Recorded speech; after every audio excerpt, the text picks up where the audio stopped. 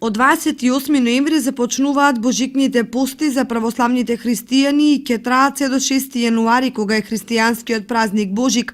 Постите траат 40 дена, а од православниот храм Свети Великомачени Ѓорги со објаснување за секој ден од неделата. Од петок 28 ноември започнува божикниот пост, пост кој што е востануван во чест на големиот христијански празник Рождество Христово или кај народот познат како Божик. Според типикот пропишан од православната црква, овој пост се пости на следниот начин, значи понеделник, среда и петок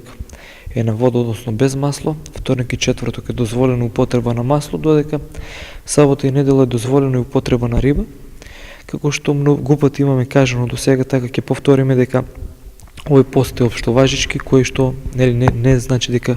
мора да го практикуваат сите, значи може да има облажување за оние категории на луѓе како што се мајки,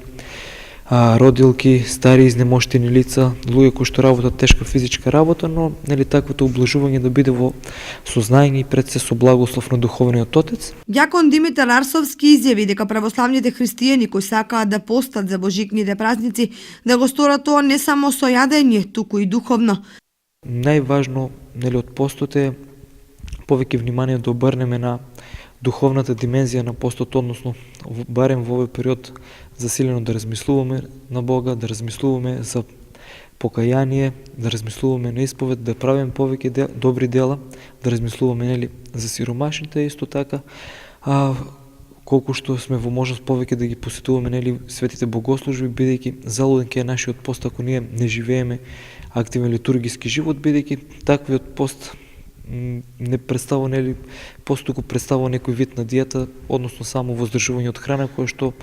е безцелно. Постот не е време на очајание и мрак, на страдање и измачување на телото и душата, туку е чин на радост и закрепнување на љубов кон Бога и кон човекот. Покрај постењето, православните христијани треба да присуствуваат и на божествени литургии кои се одржуваат во црковниот храм во Кочани и да се